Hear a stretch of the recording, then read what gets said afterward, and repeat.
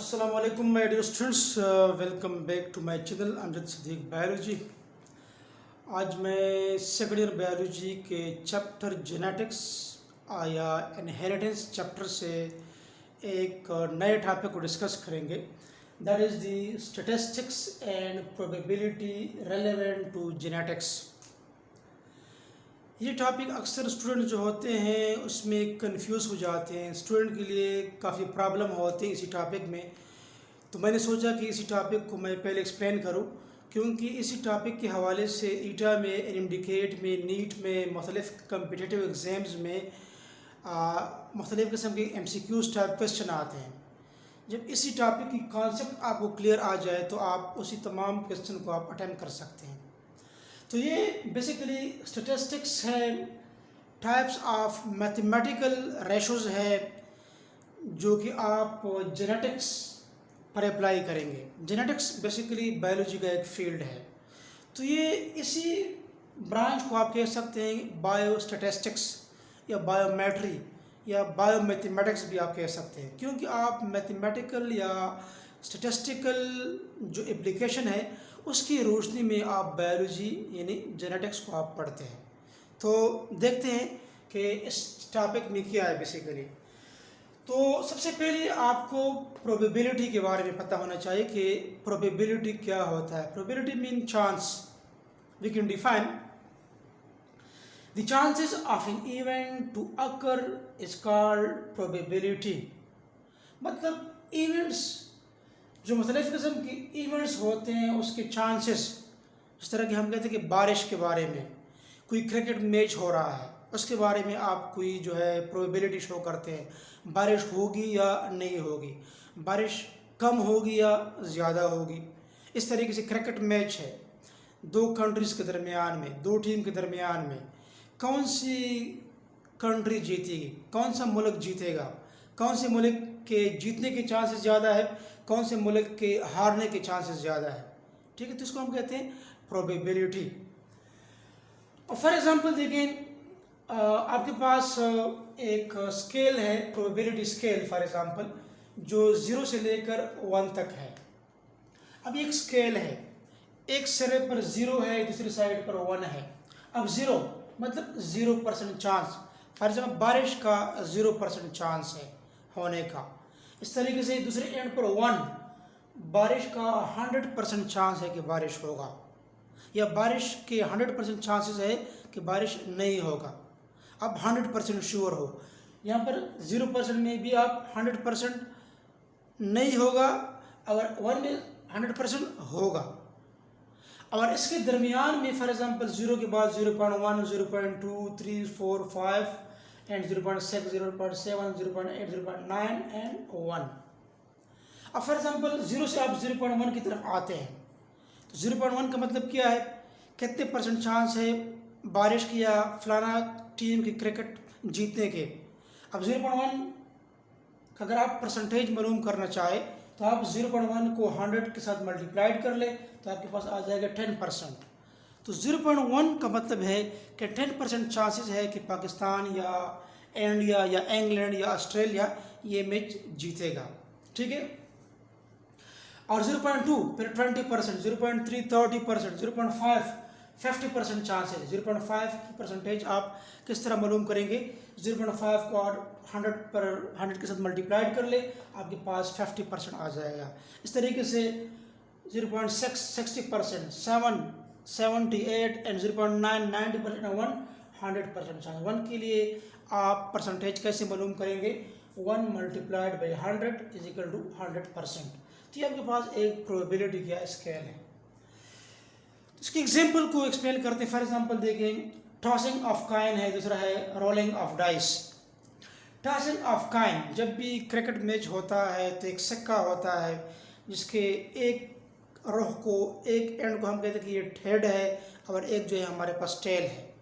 ठीक है, पहले तो 5 का सिर्फ एक कॉइन हुआ करता था, तो एक हेड और एक टेल। फॉर एग्जांपल हेड पर चांद सितारा, हेड पर वो चांद सितारा जो होता है वो बना होता था।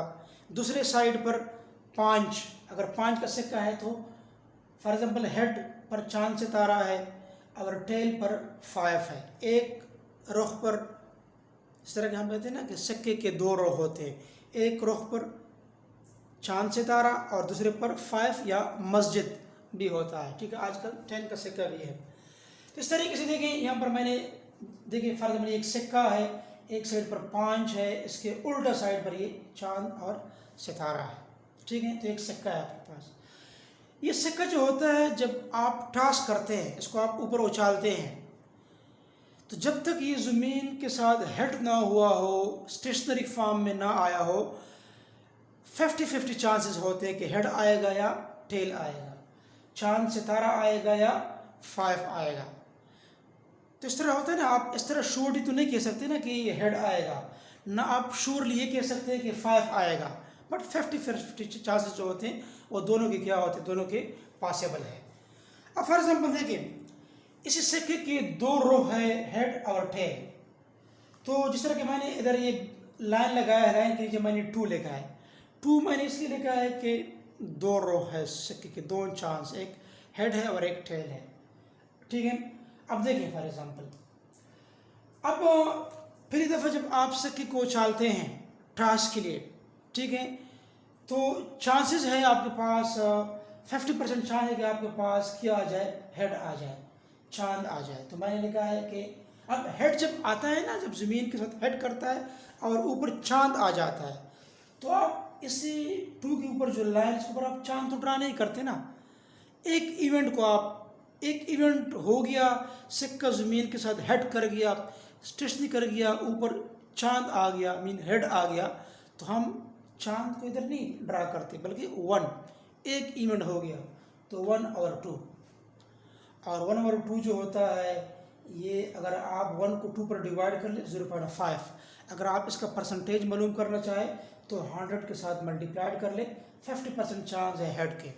इस तरीके से अगर आप दोबारा इसको उछाल दें तो 50% चांस है कि हेड आ जाए या टेल आ जाए, जब तक ये ज़मीन के साथ हेड ना हो। फॉर एग्जांपल आपके पास टेल आ गया या टेल आ रहा है, तो इसकी भी तो सिक्के के दो रो है, 2 लाइन के नीचे, ऊपर टेल आ गया, फॉर एग्जांपल 5 आ गया, तो आपने इधर 5 नहीं लिखना है, आपने 1, एक इवेंट हो रहा है, तो 1 और 2, इसका भी 0.5 आता है। और 0.5 को जब आप 100 के साथ मल्टीप्लाइड करते हैं तो 50% चांस, तो 50% चांस के हेड की भी है, 50% चांस टेल की भी है। तो ये इसको हम कहते हैं प्रोबेबिलिटी।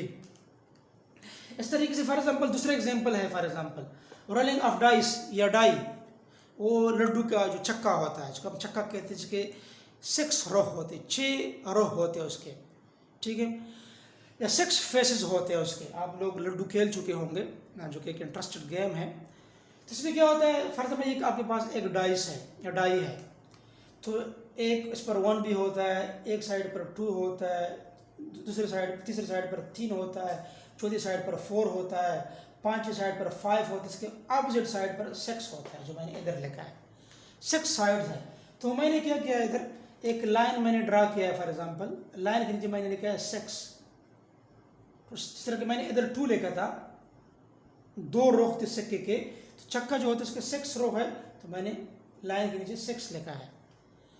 जब आप इसी डाइस को रोल करते हैं, चक्के को आप प्ले करते हैं, तो फॉर एग्जांपल आपके पास आ गया कि 4 आ गया, आपके पास ऊपर वाला 4 आ गया, तो आपने इसी लाइन के ऊपर 4 को नहीं लिखना है, बल्कि 1, क्योंकि एक इवेंट हो गया।